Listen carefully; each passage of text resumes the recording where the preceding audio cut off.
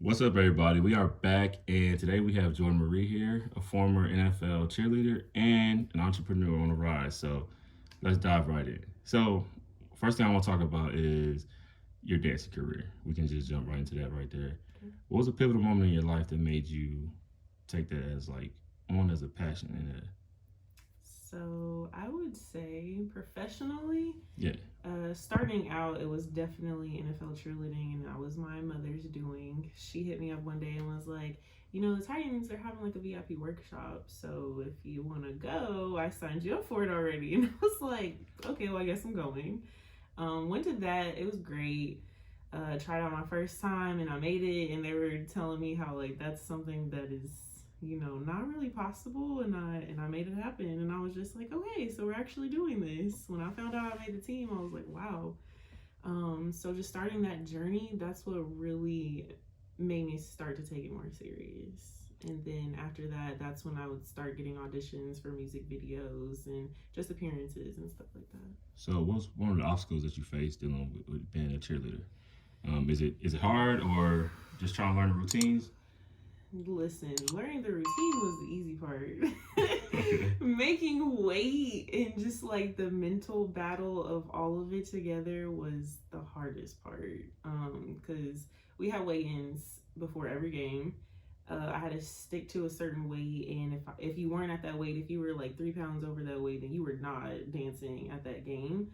Nor would you be able to do appearances. So going through that and just like how my body was fluctuating in general with my weight, with my mental issues that I was having as well, that was a tough time. That's when I actually went through depression, anxiety, all of that for the first time in my life, and that was very difficult.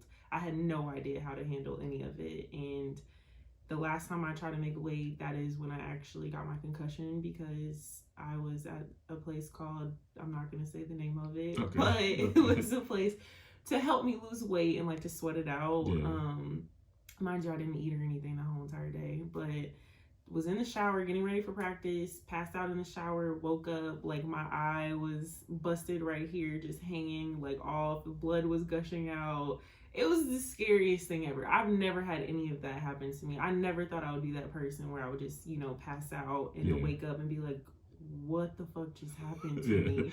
So that right there was when I was like, okay, this isn't gonna work anymore. But I mean, I finished out the season. I couldn't do anything else. I just was on the sidelines cheering on the girls because that's all I could do. I couldn't work out. I could barely stand for long periods of time. Like, so you say you battled depression at that time. Like, was it hard coming out of it, or? Yeah, I still have my phases up till this day of depression. So I actually just got out of it about 2 weeks ago. Yeah, okay. I went through a little period of depression because just trying to figure out who I am and what I want out of my life. It's a lot. Yeah, I think like I see my mom when I was younger. I used to see her like go through these spills while we were in Walmart, and I understand it was anxiety until I got older because I started having myself a little bit. And it's like, damn, I didn't know that's what wrong with my mom. You see her going through something, but you can't really identify as a child. Right. And I think all of us like we reached some level in our life, we face that and overcome that. Like that be the hardest part. Moving forward, I've seen you doing dance videos. So dancing is still a passion, though, correct? Oh yes, of course. Dance will always be my first love because that's the place where I feel most comfortable, most vulnerable, where I can just leave everything there. I don't have to think about outside life at that moment. Like I can just be present in the thing that I love doing most. So anytime I have to go and take a dance class, I'm gonna do it. Heels mostly because I love the heels classes. It's more of like the sexy vibe, and it really helps me just like self-confidence wise too. Do you find a passion in ballet? Not really. Not really. No. I would say more so when I was younger. I enjoyed ballet because it taught me the discipline for dance and the technique that I needed. It's a great foundation for any dancer, honestly. But yeah, no, not as I got older. It was not for me. Okay.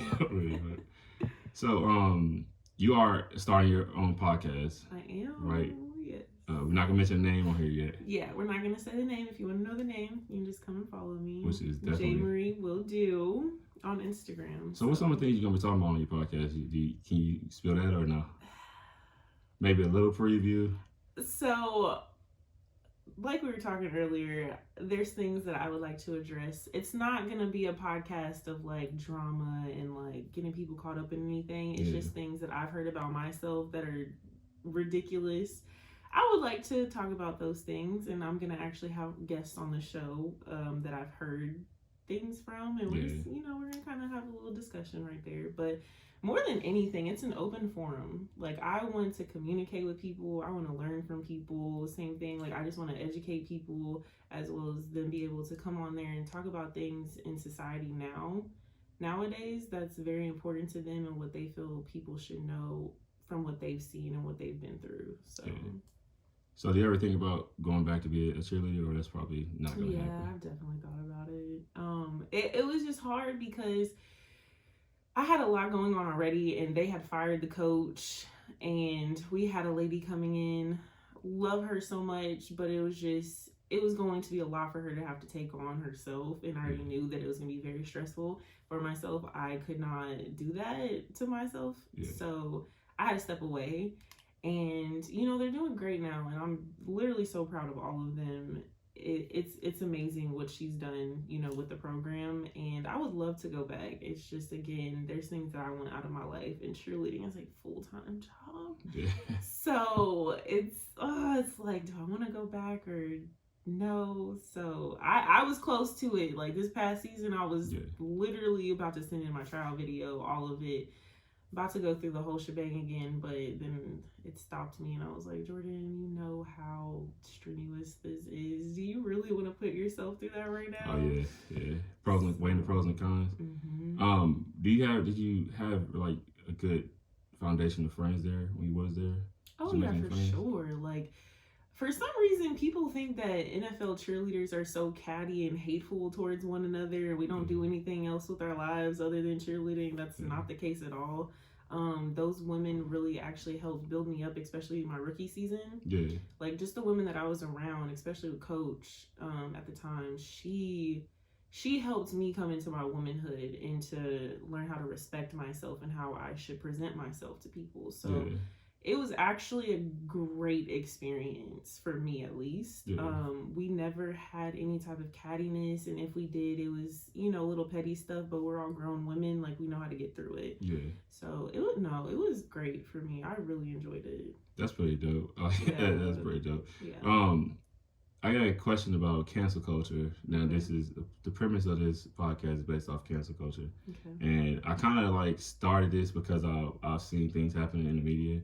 Yeah. And I just want to know your outlook on cancel culture. It don't have to be nothing too big, but I want to get everybody's perspective on it, because I kind of think that maybe both sides lack transparency. Okay. So what's your take on cancel culture? So I don't really get into all of that, so I really don't know much about the cancel culture, but I know for me personally, when I hear cancel culture, it's more so people on social media, they hear one little thing about somebody that is, exploded in the social media, and they just go to their page, rip them apart, all these blogs and everything. It's kind of like they follow suit, and they're just followers, and they're just doing what everybody else is doing. Yeah. And it's like, that is very dangerous, because it gives these people like a certain power that isn't for them. You know what I mean? I get what you're saying. It's like when people start to see that other people are doing the same thing that they're doing, they start to think that that's okay. Yeah. And that's not the case at all. And see, it's very dangerous. I seen Dave Chappelle. The things I was looking at people respond to was like clickbait a little bit, because clickbait is when I click on this, I'm not getting the full story. I'm getting like the part. Maybe I didn't even hear the whole joke. Yeah. And I see a lot of people react to stuff like that. But if you watch the whole special, then it kind of like defeats all that. Yeah, and people are proving exactly what he's saying. Yeah. So if you can actually sit there and listen to a person and not get so angry about what they're saying, like if you cast out that ego and cast out that anger, you can really sit there and listen to him and be like, whoa, Yeah. Like, okay, maybe I do need to, switch up my mindset, but that goes back to the whole they see other people doing it, so they think it's okay. Yeah. And it's not. And it's like, if you can't even sit there and finish watching the whole special, like we got to work on it. You should notice that you have to work on something inside of yourself. Yeah. Like, you have to do some self-reflecting if that's the case, because somebody should not be able to get you out of character that bad. fast. Yeah, or fast too. Yeah. Yes, that's ridiculous. So before you go, can you tell people how they can? Do you have a Twitter, Facebook, Instagram? Actually, no, I don't. Yeah, I have Instagram. Okay, Instagram. I don't use Facebook. I don't use Twitter. I try to, preserve my mind. Okay. I try not to get so caught up in TikTok. I do have it. Okay. I don't even use it. I probably have like 5 videos on there, and that was it. Because honestly, I enjoy Instagram a lot better than TikTok. Just gonna put that out there. But yeah, Instagram is where you guys can find me. I'm J Marie Will Do. It's just the letter JMARIE and then Will Do. So yeah, y'all make sure y'all tune in because she has a podcast. It's dropping next month, correct? Yes. Okay, so y'all tune in, follow her, and keep up with it. Thank you for coming out. And of course. Thank you for having me. We are out.